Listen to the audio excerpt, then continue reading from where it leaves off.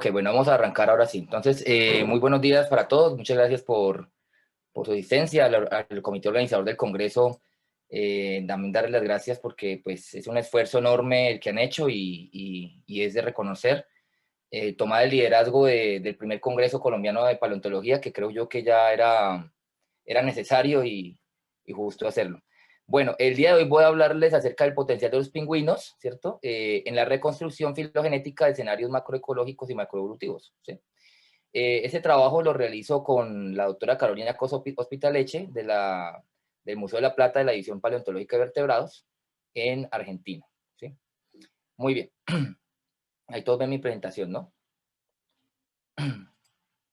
Muy bien, primero de todo es importante mencionar o comentar, pues bueno, quiénes son los pingüinos o qué son los pingüinos, ¿cierto? En el contexto, ya sabes, muchos de pronto pues tenemos una imagen mental de lo que son los pingüinos, ¿cierto? Estas icónicas aves que siempre asociamos a la Antártida y a estas grandes colonias que vemos en la Antártida, ¿cierto? Pero sin embargo, es importante entender que los pingüinos pertenecen a un gran grupo llamado Feniciformes, y cuando digo gran no me refiero solamente a la diversidad, sino a una gran historia que vamos a contar el día de hoy. Y ese grupo de los Feniciformes actualmente solo está representado por la familia de los fenícidos, la familia Fenícide, que tiene 6 géneros y 18 especies. Fíjense, en el contexto de todas las neornites, que es como llamamos al gran clado que incluye todas las aves, digamos, modernas, ¿sí? Pues que tenemos, en donde tenemos una diversidad cercana a las 10.000 especies, fíjense, pues esas 18 especies pues son un pequeño fragmento, ¿cierto? De ese árbol de la vida de las aves, ¿sí? Entonces, como para que conozcamos un poco la idea de su ubicación en el contexto de la biodiversidad que tenemos en las aves actualmente, ¿sí? ¿Cómo distinguimos a los pingüinos de otras aves? O sea, digamos que a lo largo de su historia evolutiva, el linaje de los feniciformes, digamos que han desarrollado una serie de adaptaciones, básicamente nos permiten identificarlas gracias a estas adaptaciones en contextos, digamos, modernos, ¿sí? Porque, pues, digamos, hay muchas de estas características que desafortunadamente en los fósiles pues, no se han logrado preservar, pero digamos que tienen unas adaptaciones claramente digamos, enfocadas en una vida acuática. Entonces, por ejemplo, un plumaje muy denso, impermeable, típicamente negro con blanco. Normalmente eso es una coloración bastante predominante en las especies modernas. Por eso en la mayoría de las reconstrucciones pues, se ha empleado ese tipo de coloración. Hay una ausencia de apterios, que son básicamente las áreas desprovistas de plumaje, que normalmente existen en algunas aves. Las alas tienen unas grandes modificaciones en forma de aletas, ¿cierto? Y digamos, no hay una capacidad ya de vuelo como tal. Hay un cuerpo cilíndrico, pequeño y típicamente ovoide en forma de torpedo, ¿cierto? Que precisamente maximiza la condición hidrodinámica. El pico va a ser variable en longitud y vamos a ver que el pico ha sido una variable también bastante estudiada, pero generalmente en las formas modernas es generalmente robusto y comprimido lateralmente.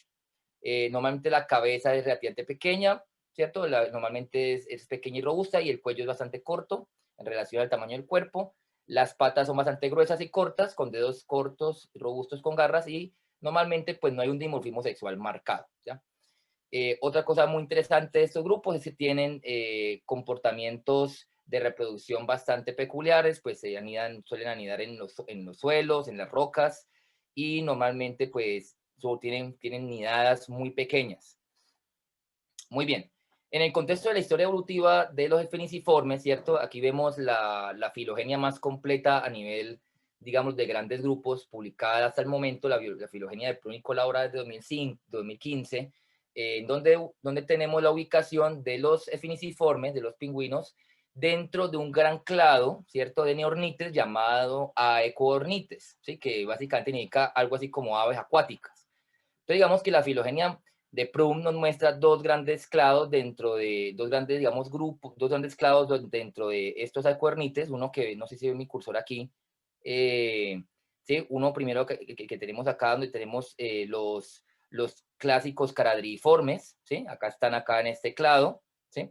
Y tenemos luego acá una gran diversidad de órdenes, ¿sí? Que, por ejemplo, tenemos aquí los gaviformes, tenemos los feniciformes de los que vamos a hablar hoy, tenemos los procelariformes, que son el grupo hermano, ¿sí? Donde encontramos los petreles, donde encontramos los onodromas, los oceanodromas, bueno, muchos, los pufinos, por ejemplo, que están, incluso llegan acá al Pacífico colombiano, bueno, en fin, muchos linajes de aves marinas y pelágicas.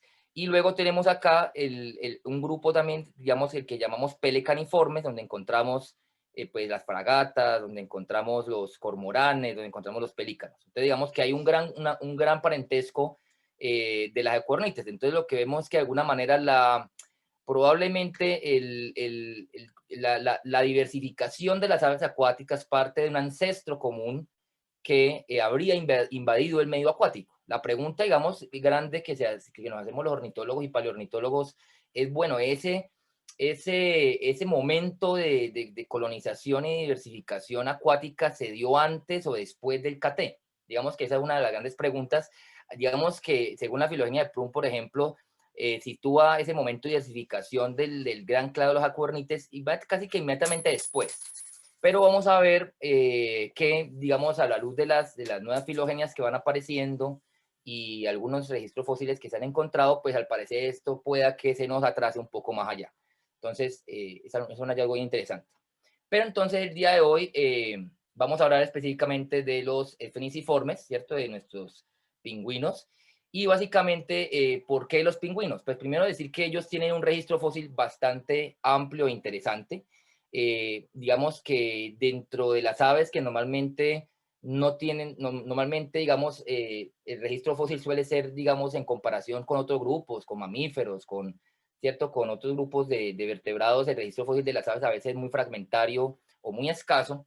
El registro fósil de los feniciformes es relativamente rico. Entonces, eso digamos que es una de las principales condiciones que tenemos para poder tomar este grupo de estudio y ver su potencial en análisis evolutivos, ¿sí? Entonces, aquí vemos en unas representaciones, en unas paleoilustraciones de José Antonio Peñas, algunas de las especies registradas pues que están extintas, ahí las vemos con numeritos y vemos las dos en comparación a dos especies modernas, ¿no? El pingüino emperador de Atenotris fosteri, que es aquí, que es el más grande actual, y el pingüino de Galápagos, ¿sí? El que está en las Islas Galápagos. Aquí lo vemos en comparación a algunas de las formas fósiles registradas, como por ejemplo Kairuku waitaki, ¿sí? Algunos, pues que ese, por ejemplo es de Nueva Zelanda, o por ejemplo acá está Incayacu, que es de Perú. Bueno, ¿sí? Entonces aquí hay varias formas bien interesantes que tenemos en el registro fósil. ¿Sí? Y como les decía, entonces el registro fósil de los feniciformes, pues es un registro fósil bastante amplio desde el punto de vista de la gran, digámoslo así, variabilidad también morfológica, porque digamos que uno podría pensar que los pingüinos desde el punto de vista morfológico han sido un clado relativamente uniforme, ¿no? Sin embargo, lo que nos muestra el registro es que realmente y muchos estudios que se han hecho, por ejemplo, de morfometría geométrica, como los estudios que publicó Chávez precisamente ese mismo año, muestran que realmente han habido unos cambios muy importantes en la morfología y que de alguna manera pues no es un grupo tan uniforme a veces como pensamos, ¿sí? Entonces, y también eso se puede ver en los rangos de tamaño. O sea, teníamos, por ejemplo, como Palourites klekowski de la Antártida, aquí vemos a la doctora Carolina Costa, digamos, en la escala, ¿no? Junto con este, que es uno de los más grandes de los que tenemos registros, junto con los antropodites, y ahí vemos el más pequeño que conocemos, el Aproscoditos micrótero, que es de hace 34 millones de años, fíjense, muy pequeño, ¿no? En comparación el más grande, más pequeño y el más grande actual, ¿no? Y en comparación a una persona. Entonces eso nos da una idea, ¿cierto? De esa gran, digamos, variabilidad morfológica también que nos permite el estudio de los fósiles de los feniciformes, ¿sí? Entonces uno puede decir, bueno, ¿y por qué los pingüinos y no otras aves, cierto? Entonces, digamos que cuando hicimos inicialmente una exploración, digamos, porque digamos que a posteriori, muy a posteriori, una pregunta interesante de investigación esa que vimos al principio es, bueno, ¿cuándo se da esa invasión del medio acuático por parte de los acuernites? Y claro, las acuernites son muchos linajes, entonces, ¿por dónde arrancamos, no? Digamos que, bueno, ¿por qué arrancar por los pingüinos? Pues los pingüinos, digamos que a diferencia de otros linajes de acuernites, pues digamos, como vemos acá, tienen un registro fósil bastante, digamos, representativo en términos de los diferentes momentos de la historia de la vida. Entonces vemos acá una comparación. Entonces hicimos una exploración inicial de, bueno, vamos a comparar el registro fósil de los feniciformes y la familia Phenicidae, ¿sí? Con, con el registro fósil de, de algunas familias, ¿cierto? Que de alguna manera han desarrollado por convergencia, en algunos casos como los álcidos, con los frailecillos, que han desarrollado por convergencia características similares en términos ecológicos a los pingüinos, ¿sí? Los álcidos, por ejemplo, que lo vemos arriba en el que representado por el frailecillo, pues por ejemplo ellos pueden volar, ellos no han perdido la capacidad de vuelo, en cambio los pingüinos sí lo hicieron. Entonces digamos que decidimos comparar un poco el registro fósil de estos linajes, digamos un poco que tienen ciertas características convergentes o similares a los pingüinos, y lo que pudimos ver es que de alguna manera los pingüinos pues tienen un registro fósil que permite tener una representatividad relativa, digámoslo así, en los diferentes momentos de la historia de la vida. Entonces ahí vemos los números, digamos, de especies, de géneros, y también los hallazgos y registros de especies para cada uno de los diferentes momentos geológicos. Bueno, entonces eso nos lleva, entonces, digamos, esa visión bueno, decir, bueno, los pingüinos son, dentro de las acornites, son un linaje que tiene un buen registro fósil, digámoslo así, un relativamente buen registro fósil. Siempre hay una incertidumbre, ¿no? Siempre aparecen nuevos, pero digamos que en el contexto de lo que conocemos normalmente en las aves, pues tienen un buen registro. Entonces, lo que decidimos es generando unas preguntas. Es, bueno, digamos, con base en esa radiación de las acornites que, como vimos en la filogenia de Prum, ocurre en el Cenozoico, pues bueno, miremos ahora ya dentro del linaje de los efiniciformes, pues cómo han sido los procesos dentro de ese periodo de tiempo, ¿cierto? Y en cierta manera tratar de responder algunas preguntas como por ejemplo dónde se originaron, cómo son sus principales patrones de dispersión y radiación, cómo han influido los principales eventos climáticos y geológicos en la historia de estas aves, ¿sí? Entonces, ese tipo de información nos lleva a entender, digamos, cómo podemos integrar información que viene de la geología, que viene de la paleoclimatología, que a su vez viene de la paleobotánica, porque nos permite reconstruir ciertos escenarios ecológicos. Y entonces aquí es donde llega algo muy importante, y es, bueno, ¿en qué escala ecológica vamos a trabajar? ¿Sí? Entonces esta mañana el profesor Jaramillo en su exposición nos hablaba de la escala de los biomas, y de alguna manera Carlos Jaramillo ha hecho muchos estudios precisamente en torno a entender cómo se han configurado los biomas, específicamente los tropicales, pero entonces, digamos de una manera, Jaramillo junto con otros autores se han enfocado en esa escala importante en términos ecológicos, y desde los estudios de Elizabeth Berba en el 92 se ha venido considerando, y cada vez con mayor fuerza, pues la importancia del estudio del bioma como una unidad macroevolutiva y macroecológica, que en última nos permite entender los procesos de adaptación, los procesos de evolución y diversificación a gran escala, ¿sí? Tanto a gran escala de tiempo como a escalas de grandes grupos, ¿no? Entonces, digamos que aquí vemos la famosa curva de sacos para el paleoclima, y vemos los principales eventos climáticos, y vemos aquí, he querido como subrayar dos aspectos muy importantes, y es la formación de los casquetes ártico y antártico, ¿cierto? Fíjense, ahí vemos la diferencia del tiempo. El casquete antártico comienza su formación a finales del Eoceno, y en cambio los casquetes árticos, los árticos se consolidan con las glaciaciones, los procesos de glaciaciones del Pleistoceno, ¿cierto? Cuando tenemos esos periodos glaciares e interglaciares de los que nos hablaba Carlos esta mañana. Entonces, digamos que todas esas dinámicas climáticas lo que han hecho es ir configurando contracciones y expansiones de los biomas, ¿sí? Que era también precisamente algo de lo que Carlos hablaba esta mañana, ¿cierto? Y entonces esas contracciones y expansiones de los biomas, en últimas, pueden generar o incentivar, ser como motores, ¿cierto? Ser arenas evolutivas para que se generen espacios de vicarianza, espacios de dispersión y espacios de diversificación, inclusive escenarios de extinción. Entonces, digamos que en ese sentido, intentamos en esta aproximación no solamente enfocarnos en las masas continentales, sino entender en las masas continentales también la historia propia de los biomas y cómo estos biomas se han ido digamos, desarrollando a lo largo del tiempo, ¿sí? Entonces aquí vemos, ¿cierto? Aquí vemos en diferentes momentos del periodo geológico, más o menos cómo van apareciendo los diferentes biomas que tenemos en la actualidad, ¿sí? Que digamos, de acuerdo a las clasificaciones de Walter, pues tenemos cerca de 10, ¿no? Comenzando, pues aquí tenemos los bosques húmedos tropicales, los bosques secos tropicales, los bosques húmedos templados, o bosques húmedos o bosques caducifolios templados, las taigas, las estepas, las tundras, los desiertos, las sabanas y los bosques mediterráneos, ¿sí? Ahí como para que recordemos luego el punto de los códigos de color.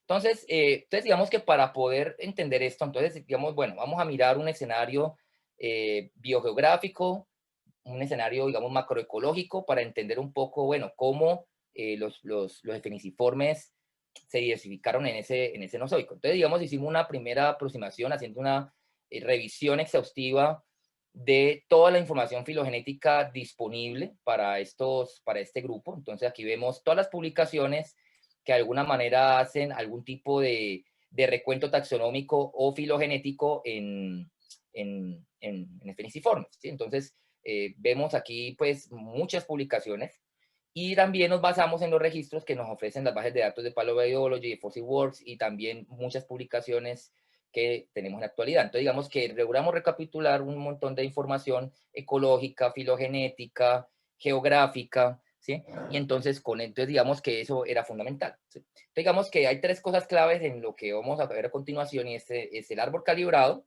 ¿sí? Las distribuciones geográficas, conocerlas, eso nos dan las localidades, ¿cierto? Y obviamente el registro fósil que nos va a determinar áreas basales, es decir, dónde estaban, porque digamos in situ el fósil nos dice, bueno, dónde podría estar el clado o el grupo del que estamos hablando, ¿sí? Bueno, aquí tenemos, digamos que tomamos las dos filogenias más recientes y más completas publicadas hasta el momento, que son la de Brundtland y colaboradores de 2019 y la de Gavrichkina en el 2017. Entonces, tomando como referencia estas dos filogenias, que son las más completas publicadas al momento, ambas, digamos que tratan de recapitular toda la evidencia disponible, ¿sí? Entonces, digamos que llegamos a una aproximación filogenética. Bueno, yo les había dicho ahorita al principio, cuando vimos la revisión del registro fósil, que habían cerca de 85 registros.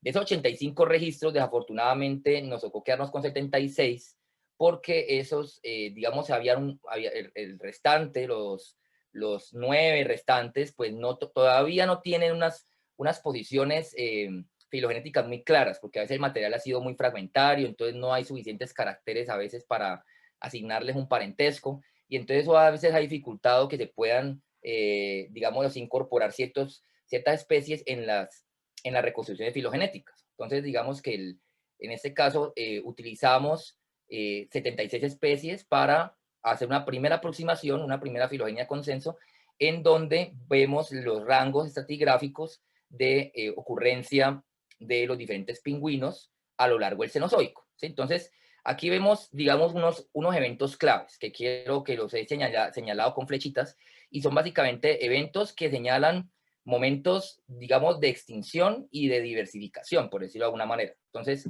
digamos que vemos unos importantes cambios o pulsos, ¿cierto? Vemos como unos pulsos importantes en la evolución de los pingüinos. Entonces, aquí al principio tenemos uno inicial en el Paleoceno, ¿cierto? Que digamos tiene que ver con el origen inicial de estos organismos. Luego vemos una importante diversificación aquí en el Eoceno, ¿cierto? Más o menos en la parte del Eoceno medio, ¿cierto? En el Eoceno inferior hay una diversificación inicial importante, y sin embargo, fíjense aquí al final del Eoceno, pues hay una importante pérdida de especies, ¿sí? Hay un turnover que llaman, entonces solamente hay una supervivencia de algunos linajes, ¿sí? Ahora vamos a entender, bueno, por qué pudo haberse dado este cambio, ¿no? Y luego vemos acá más adelante hacia finales del Oligoceno, pues vemos digamos, unos linajes que se diversifican hacia el Mioceno, y luego hacia el final del Mioceno, Plioceno, pues vemos también otro evento importante de pérdida de especies, de extinción, que eso, digamos, también, entonces digamos que son momentos que se pueden evidenciar cuando vemos en la filogenia y vemos los rangos digamos, de ocupación estratigráfica de los diferentes registros. Entonces, digamos que para poder aclarar, bueno, qué pasaba en esos momentos aparentes, ¿cierto? En esas hipótesis que tenemos allí, pues decidimos hacer un análisis paleobiográfico. El análisis paleobiográfico lo hicimos con el apoyo del programa R y el programa RASP, el paquete RASP, y el paquete BioGeoVerse. Y entonces, básicamente, el análisis biogeográfico lo que hace es, con base en la filogenia, en información fósil, la información también de los actuales, pues básicamente me reconstruye unas probabilidades de ocupación de los nodos, es decir, de los ancestros comunes de los diferentes clados. Entonces, hay unas probabilidades de ocupación geográfica, y entonces, digamos que con esas probabilidades, el programa lo que hace es rastrear hasta el nodo más basal, pues la probabilidad de ocupación geográfica del ancestro común, ¿sí? Entonces, digamos que el análisis tiene en cuenta procesos de anagénesis, procesos de cladogénesis, ¿sí? Digamos que como principales procesos, pues, que dan origen a especies, ¿ya? También tiene problemas, tiene en cuenta la extinción, la dispersión, ¿cierto? La vicarianza, la simpatría, bueno, los procesos que vemos aquí descritos. Y obviamente tiene en cuenta, pues, las longitudes de las ramas de los árboles. Entonces, para esto, utilizamos, ahí nos colaboró la profesora Alexandra Karushkina. Ella, digamos, en el 2016, pues publicó una filogenia bastante completa que, digamos, incorporaba un robusto volumen de información morfológica y molecular. Entonces, se utilizó esa filogenia calibrada para realizar este análisis paleogeográfico. Esta filogenia incluye 55 especies. Digamos que estas tienen unas relaciones sólidas, muy sólidas. La diferencia con el otro árbol que veíamos que de pronto tenía más especies es que notábamos que había una incertidumbre muy grande en ciertas relaciones. Entonces, digamos que decidimos hacer el análisis en un árbol, en este árbol que, digamos, tiene un mayor grado de certidumbre filogenética. Entonces, utilizamos un modelo de inferencia de áreas ancestrales, ¿sí? Entonces, para mirar, como les decía ahorita, las ocupaciones de los nodos.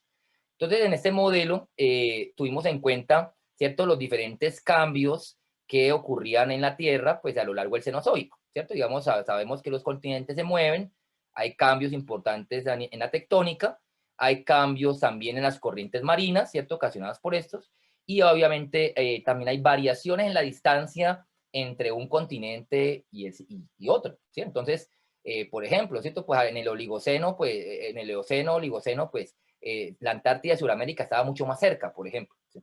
Entonces, teniendo en cuenta esto, tomamos un valor de referencia de 2.000 kilómetros de distancia para definir una capacidad de dispersión de los pingüinos, digámoslo así, en un modelo 10501. ¿Qué quiere decir esto? Pues básicamente, pues que uno lo tomamos con una probabilidad casi del total de colonización, de llegada, ¿cierto? Pues es básicamente cuando la distancia, cuando el continente es muy próximo al otro. 50% cuando la distancia pues es intermedia, más o menos 1.000 kilómetros, y pues el 10% cuando la distancia es más o menos de 2.000 kilómetros. Esto básicamente, ¿por qué lo hicimos así? Porque los pingüinos muestran en la actualidad inclusive pues una gran capacidad de dispersión. Entonces, por ejemplo, especies de eudites tienen distribuciones muy amplias, circunantárticas, y logran llegar a islas que pueden estar a esta distancia de la Antártida, prácticamente, ¿sí? Donde, por ejemplo, tienen sus sitios de nidada, ¿no? Entonces, teniendo en cuenta este modelo, hicimos el análisis paleogeográfico. Entonces, aquí vemos nuestros resultados. Es que aquí la barrita de zoom me tapa algo importante. Voy a moverla un momentico para acá. Ok. Listo. Entonces, bien.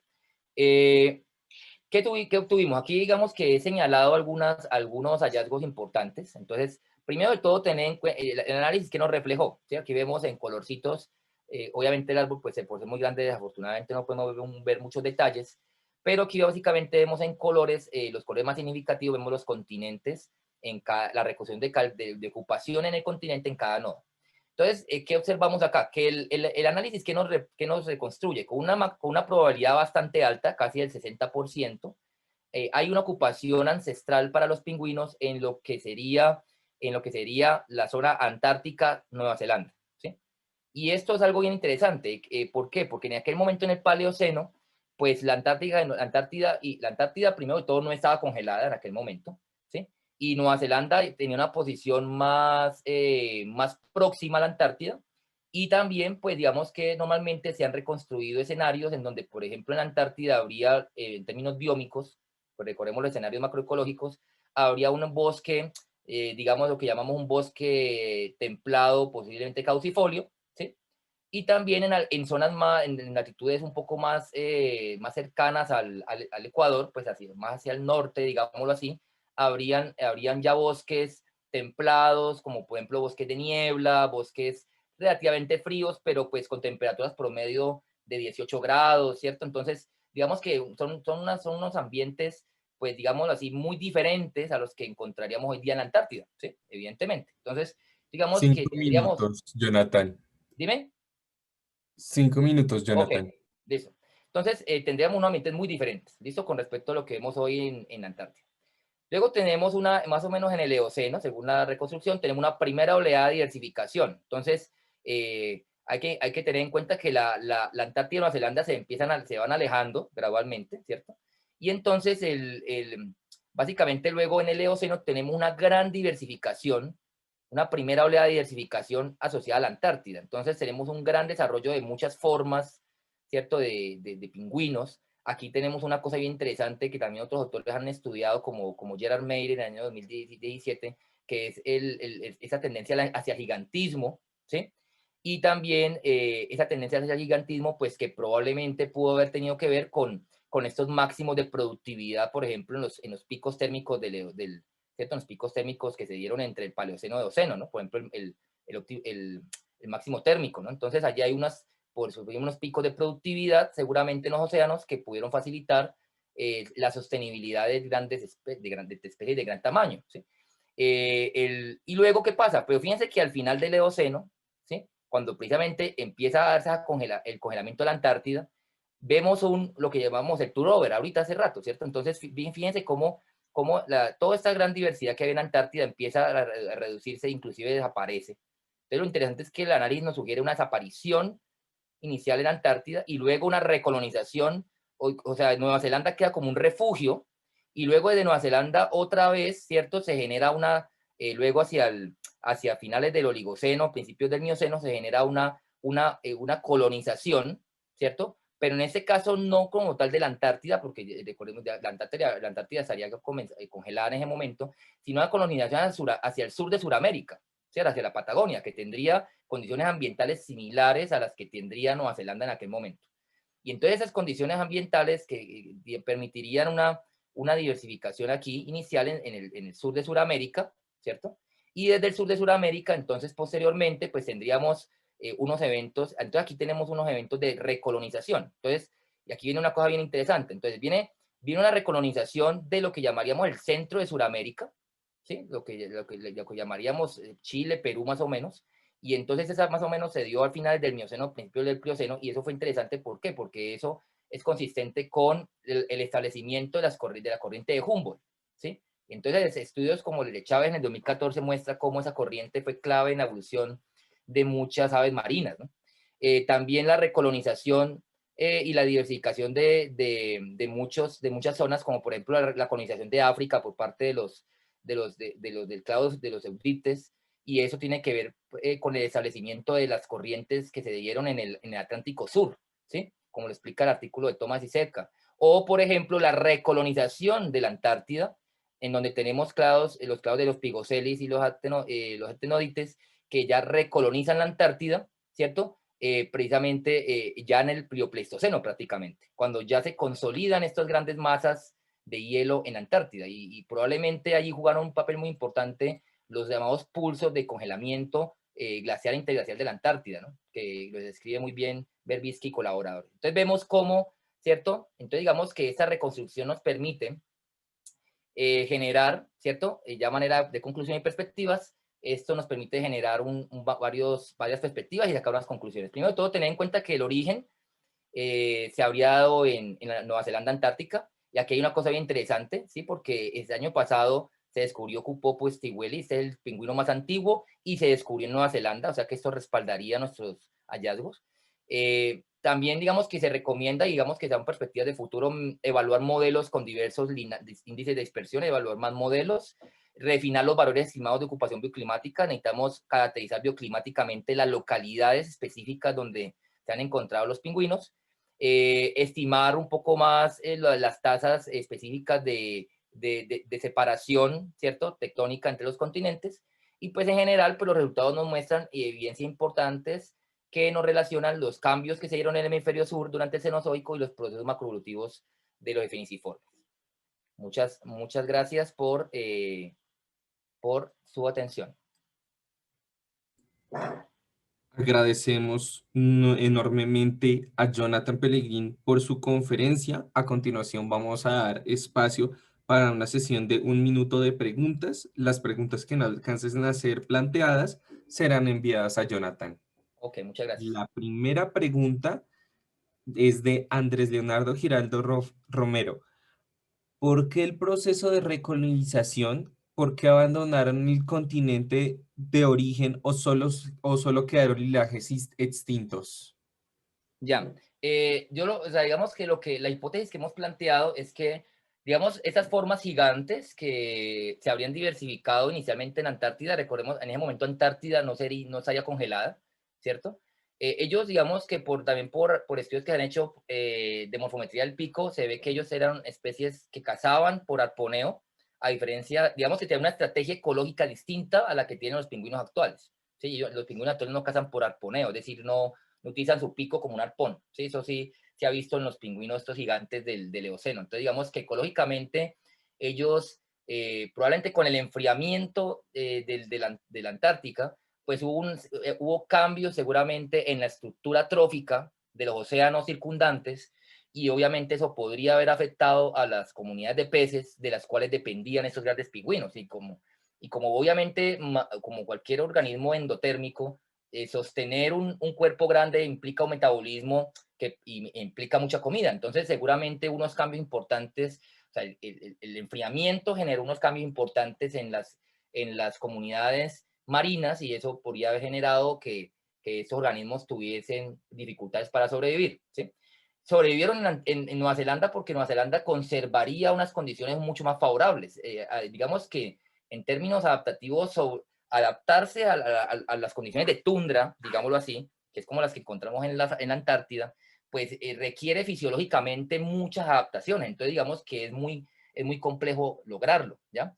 Entonces, en ese sentido, por eso vemos que inicialmente prácticamente no logran, se extinguen de la Antártida, sobreviven en Nueva Zelanda, desde Nueva Zelanda colonizan otras zonas que siguen siendo favorables, pero entonces vemos que realmente los pingüinos que vemos hoy día asociados a la Antártida son descendientes de un pequeño linaje que recoloniza la Antártida desde el sur de Sudamérica. Entonces, probablemente en el sur de Sudamérica, en la Patagonia, esos pulsos, digamos, esas importantes tendencias del Plioceno hacia el enfriamiento de la Tierra, pues pudieron, digámoslo así, generar unas preadaptaciones, unas exaptaciones importantes, ¿cierto? A unas condiciones frías, que de pronto en un proceso en un momento de contracción de los casquetes en algún periodo interglaciar, ¿cierto? Entonces pudo facilitar la recolonización de la Antártida. Lo que sucede es que lograr entrar en la tundra es difícil, pero ya una vez el linaje lo logra, fíjense, el linaje lo logra, ya luego se puede diversificar allí. Entonces, por conservacionismo del nicho ecológico, pues el linaje, ¿cierto? Conserva ese rasgo bioclimático de poder vivir en la tundra, entonces puede diversificarse allí. Entonces, por eso es que tenemos un grupo de especies importantes del género Actinodites y Picocelis que digamos, logran hacer presencia el día de hoy allí, ¿sí? Agradecemos nuevamente a Jonathan por su excelente conferencia. El resto de preguntas serán diligenciadas a él. Ok.